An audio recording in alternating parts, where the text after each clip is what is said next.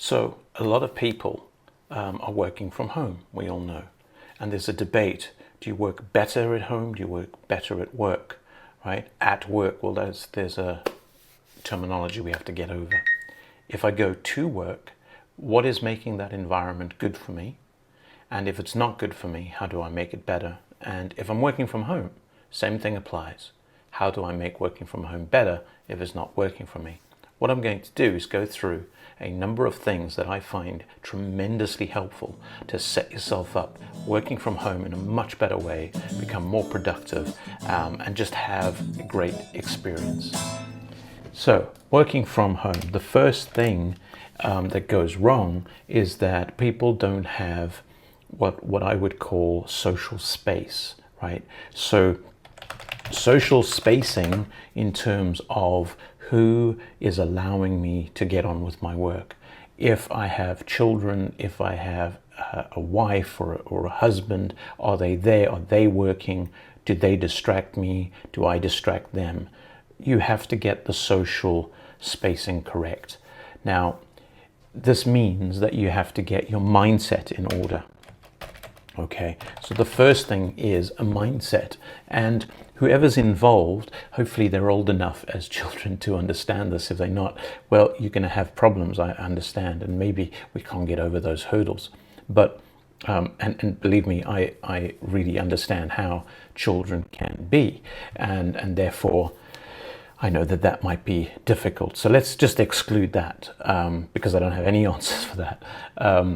But let's just say it's you and your partner and you need to be able to have a space, but it is part of a distraction, right? Maybe you guys talk, maybe there are a lot of things, maybe it's a personal thing, maybe it's just outward things that you communicate or things from the outside coming in. Maybe it's just a lot on your plate, maybe there's stress, anxiety, it's like all that kind of stuff. The first thing to do is to get the social spacing and this mindset right, to say, look, that is something over there and this is something here, and create some kind of mental mindset, mental boundary between the two. Now, we can do this in a variety of ways. We can put a flag on a door. We can sit with our back towards the room and facing the wall. We can have a code word. We can be adult and say, listen, I'm working right now. We can have a whole number of ways that we can say, look, I'm in this space right now, right? And I need to be in this space. And that's something you have to negotiate and work out how you do that. The next thing is simple positioning, right? And I'm going to say desk, but really it's positioning of you and where you work. Is it away? Is it in a separate room? Is it upstairs? Is it out in the back somewhere? Is it in the lounge? Is there a desk next to the TV? Positioning is a very, very important part of being happy. You need to have a good position. So my recommendation is, if you can have a separate room, do that. If you can close the door, do that. If it's just a temporary thing, closing the door during a meeting or something like that, do that. Of course, it can be in another place, but then sort yourself out. Get some headphones for your partner or for the kids. Have a quiet time. Coordinate, different sort of times of the day where you can both work together, and then you can both have a chat. Synchronize your lunches, but you've got to have a good space, and that is mindset, but also where your desk sits. The next thing is a kind of a work ethic sort of mentality, and I'm just going to put in there concentrate, in brackets, because work ethic is a huge topic, but really part of that is an ability to concentrate, an ability to switch off from other things, and to just focus on what you're doing. And in fact, that is probably the worst part of working in an office that I find. I get distracted. I have people asking me every little thing. Somebody walking past, oh, how was your weekend? Somebody walking past that, how are you? Yeah, hi, yeah, that sort of thing.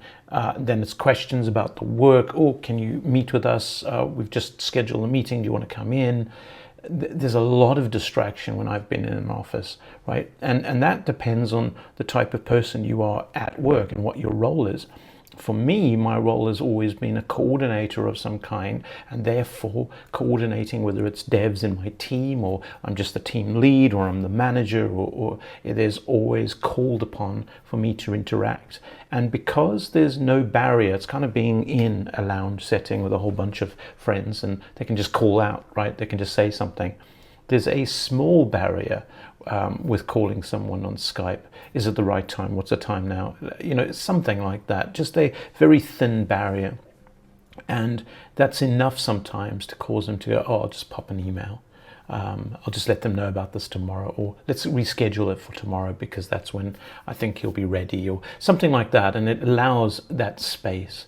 And so concentration is necessary no matter which side you're going to work from. And for me, in any shape or form, was just worse, right? Being in an office with others. The next thing is being comfortable, and there's a limit to being comfortable. You can't be loungy, right, laying back and too relaxed. You've got to kind of be comfortable within your work environment, and working from home is a great way. You can shuffle your desk any way you want. Nobody's going to complain. You can get whatever type of chair. You can stand. You can sit. You can lie down if you want. Right? There is absolutely no restriction. Your back is hurting. Well, you can sort of crouch over here. If your leg is hurting, you can lift it up. Like you can take your shoes off.